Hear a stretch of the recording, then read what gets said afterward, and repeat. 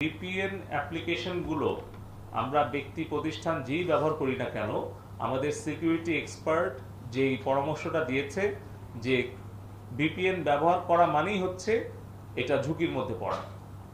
আমাকে cyber security এক্সপার্টরা এটাই পরামর্শ দিয়েছে যেন আমরা গণমাধ্যমে, ব্যক্তি প্রতিষ্ঠান, সরকারের সব পর্যায়ে আমরা এই সচেতন বার্তাটা পৌঁছে দিই যে ভার্চুয়াল প্রাইভেট নেটওয়ার্ক অ্যাপ্লিকেশনগুলো ব্যবহার করা আমাদের জন্য নিরাপত্তা ঝুঁকি।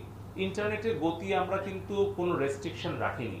আমরা বিটিআরসি, আমাদের যে বাংলাদেশ টেলিকম রেগুলেটরি কমিশন, আমাদের দিক থেকে সম্পূর্ণভাবে আমরা এটা অবাধ এবং ছেড়ে দেওয়া হয়েছে।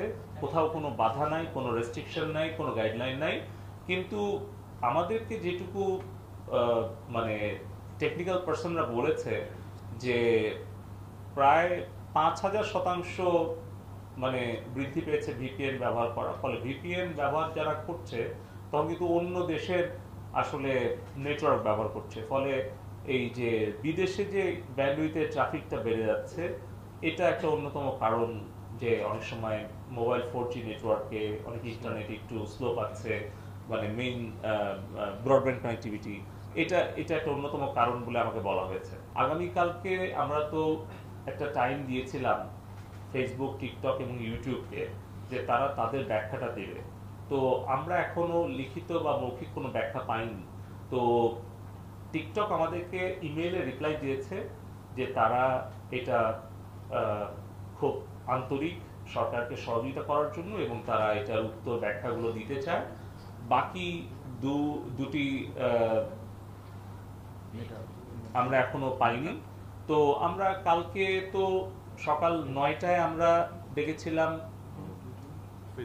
ফেসবুক, না সকাল ৯টায় দেখেছিলাম টিকটক, 10টায় মনে হয় ফেসবুক, 11। আচ্ছা, যাই হোক, আমরা কালকে বলেছিলাম, আজকে এখনো সময় আছে, আমরা দেখি যে তারা কি ব্যাখ্যা দেয়।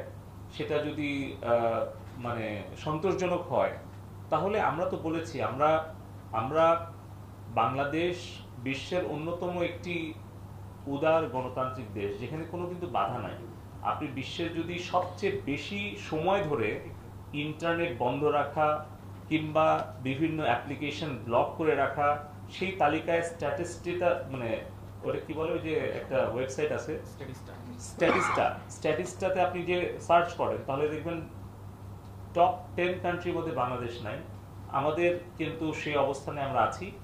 তবে আমরা শুধু তাদেরকে জিজ্ঞেস করেছি যে বাংলাদেশের সংবিধান, বাংলাদেশের আইন এবং তাদের নিজেদের পলিসি এবং স্ট্যান্ডার্ড যেটা আছে, তাদের কমিউনিটি স্ট্যান্ডার্ড, সেটা তারা অনুসরণ করে কিভাবে বাংলাদেশের সাইবার স্পেস তারা ব্যবহার করতে চায়, এই বিষয়টাই আমাদেরকে ব্যাখ্যা করতে বলেছি।